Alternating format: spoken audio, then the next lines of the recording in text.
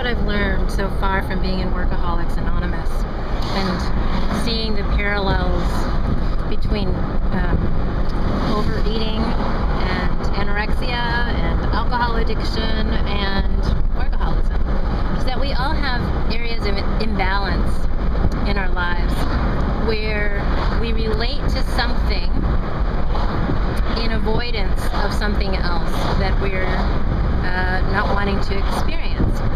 So in this process of trying to avoid something very painful or scary to us, we create a perimeter around it through other behaviors and through our relationship to certain things in our lives. So, for instance, for me, the core of avoidance was failure.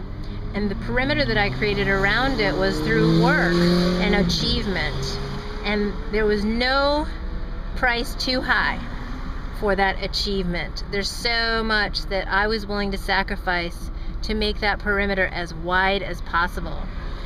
And what people call success was achieved at that cost. Now, most people aspire to that and laud it as, absolutely admirable and what we should all go after. And I've just realized that there's a nuance to everything. And this is actually how I've developed my compassion for a wide range of other people, because I have become more intimate with my own reasons for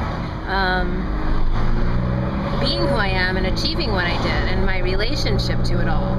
It didn't just happen to me. It was a product of many things, thought processes, my relationship to my environment, childhood beliefs, and how I adapted to my environments. So let's say somebody who compulsively overeats, they may be avoiding certain emotions. Maybe it's not failure for them, but maybe it's the avoidance of this idea of unworthiness, which is just another version of the same thing, failure. But the perimeter they create is via the feeling they get from food, which is beyond just the nourishment aspect and the taste. It fills something. So like the way I achieved an adrenaline rush and an approval high from getting achievements, people who eat compulsively get that feeling from the box of donuts. And of course it's temporary. And with food, it shows up as this quote unquote societally negative thing, which is being overweight. It also doesn't last as long. Like, you need to eat that box of donuts again the next day. Whereas these achievements can sort of ride out over long periods of time. I mean, I can still carry around the Harvard diploma, the MD, whether or not I feel any connection to them. I can just pull that out, and everybody gets sort of like, whoo, that like jolt of, wow, you're a doctor, and then I can shoot up on my little approval high, or whatever it is.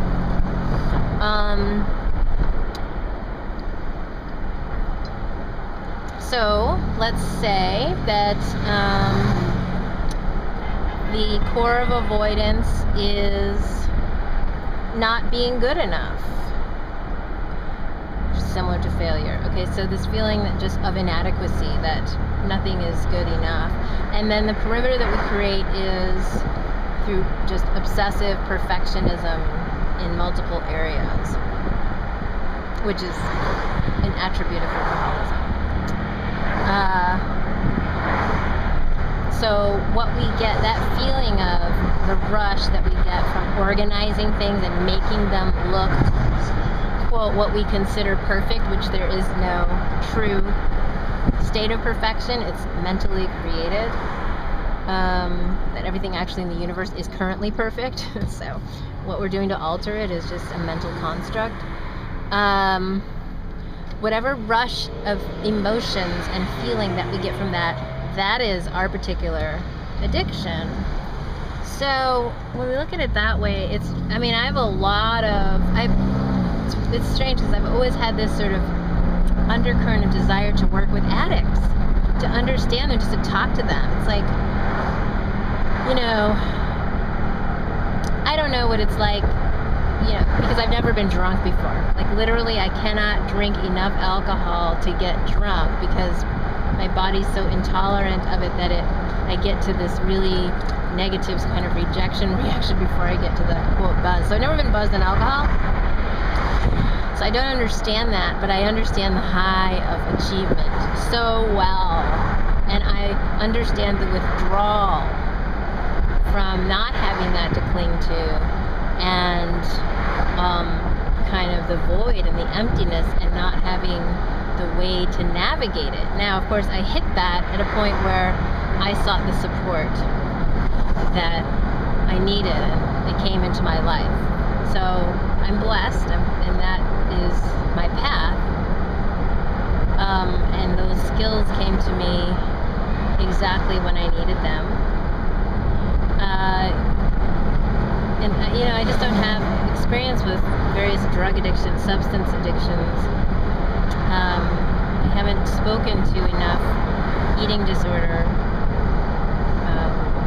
patients to hear their own description of what it feels like and how they relate to their particular substance of choice.